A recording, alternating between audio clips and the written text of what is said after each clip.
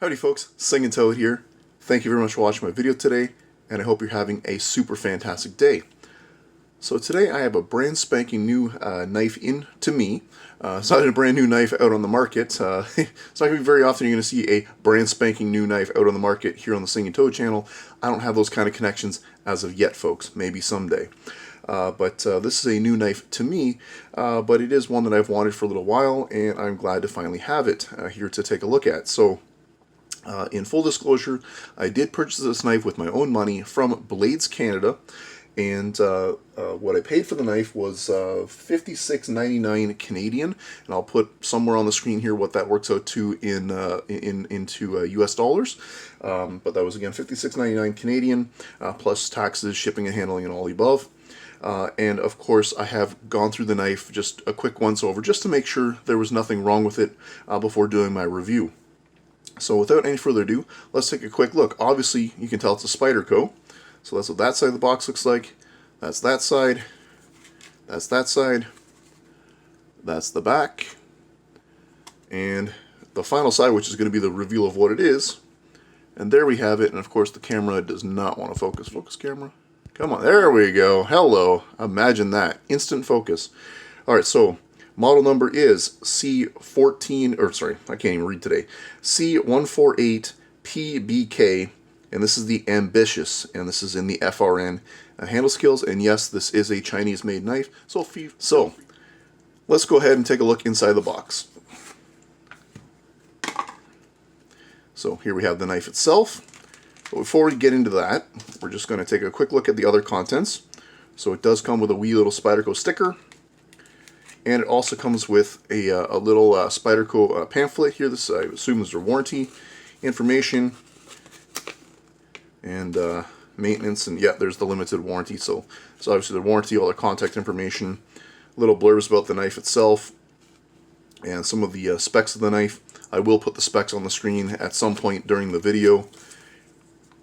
And then there's just a little wee foam pad in there. So we're just going to go ahead and I'm going to keep this little wee sticker out on the board for now.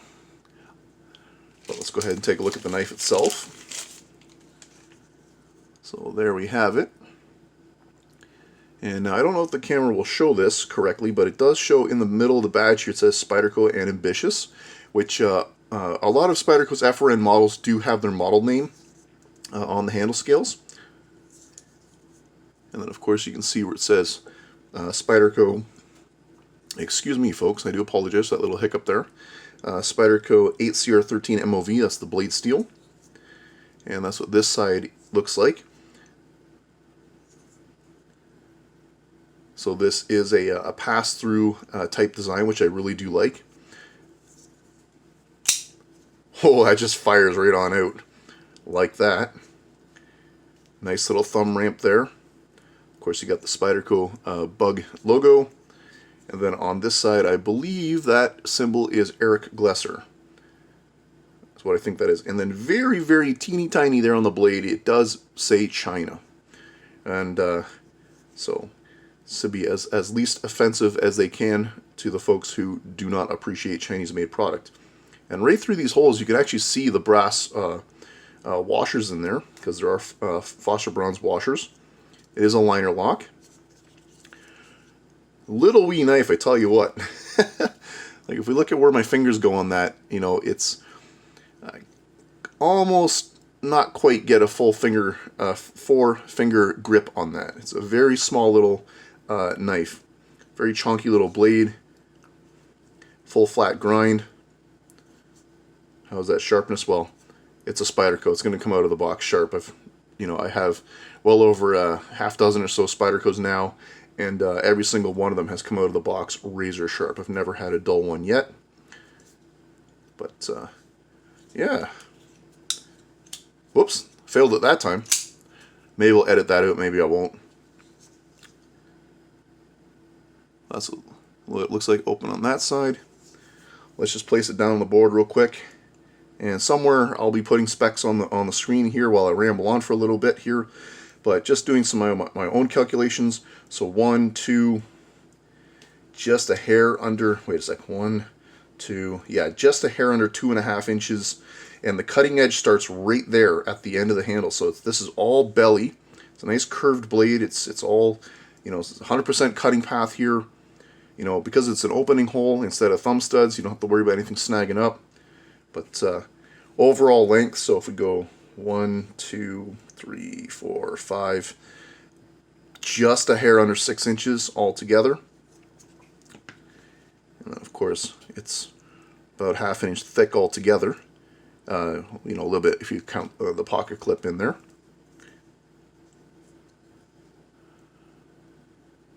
Of course, you have this FRN handle scale material, which makes it very grippy.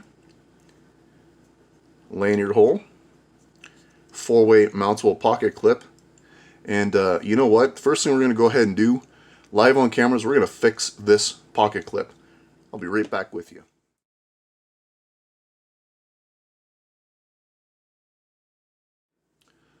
Alright, so let's go ahead and remove these screws here.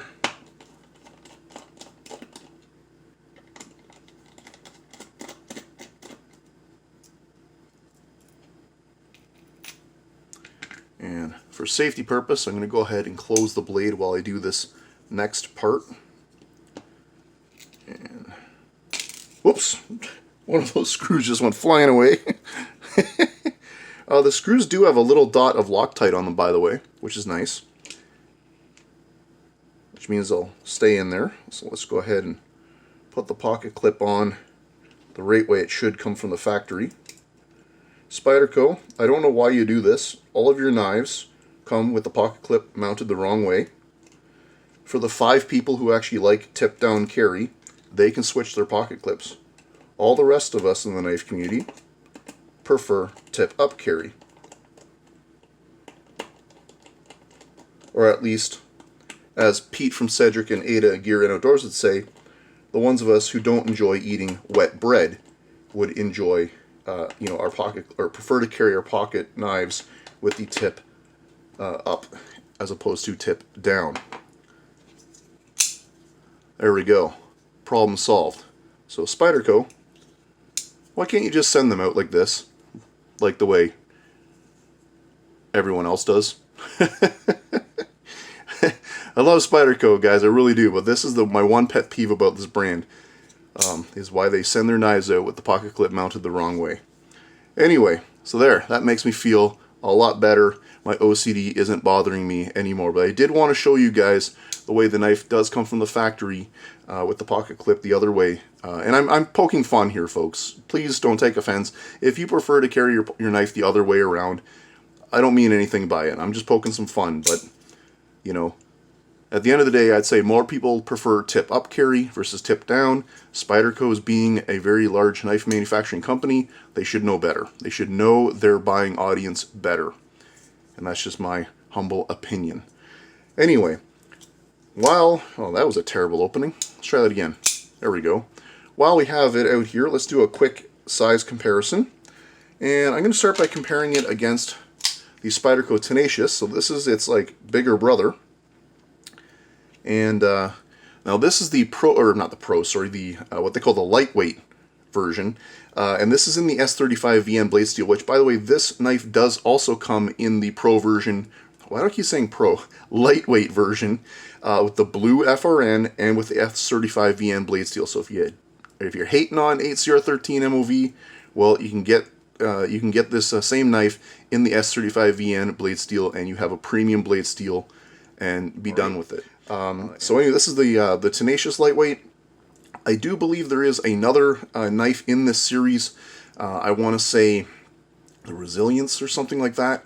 And I think it's a little bit longer. I'm not 100% sure, but I'm going to compare it against a couple other ones, since I just happen to have them out here. Spyderco Dragonfly, Spyderco Delica, steels. Now, for those of you who are not proficient with Spydercos, I did just bring a couple of knives out for quick size comparison, and wow, am I feeling that hardcore. There we go. And that is the QSB Penguin. Maybe I'll edit that out, maybe I won't. And there we have the Ontario Rat 1. You know, I could make myself look like a pro every time, folks, with that little edit button. I can just go in, snip the chunk of the film out, where I remove my fumbles and my blunders, and people think, man, Singing Toad's such a pro. He opens up every knife, bang on, every single time. But I decide, sometimes I like to keep my blunders in, folks. I'm only human. I make mistakes. Don't put your hate on me. Alright, so what other lies can I tell you about this thing? Well, I can say that I really do like the way it feels in my hand. However, I actually prefer the way the Dragonfly feels better. You know, and truth be told, if I was only going to have one of these two knives, I would take the Dragonfly over the Ambitious. That is what this thing's called, right? Yeah, Ambitious. Only because the Dragonfly, the base model Dragonfly, comes in VG10, which in my opinion is a better blade steel than ACR13 MOV. And it just, I can actually get a full 4-finger grip on this knife, and it's got that forward finger choil, where this guy does not. And even when I choke all the way up, my pinky finger wants to come off the back. So I almost feel like I need a lanyard on the end there just to hang on to the little devil so that it doesn't go slipping out of my hand. But, I mean, with this FRN, it's not going to slip out of my hand. You know, it really isn't. But, nevertheless, this is kind of like, you know, your baby version of your Tenacious. So, if you're looking for something that is less expensive than a Dragonfly, because the Dragonfly is a more expensive knife, that's still within the Spyderco range, and you're looking for a small knife, the Ambitious is probably the right one for you. And, yeah, so, there we go. Hopefully I didn't ramble on too much about this one, folks. I'd like to thank you very much for watching my video today. Please tell me in the comments what you think about it. Take care, my friends. This is Singing Toad signing out.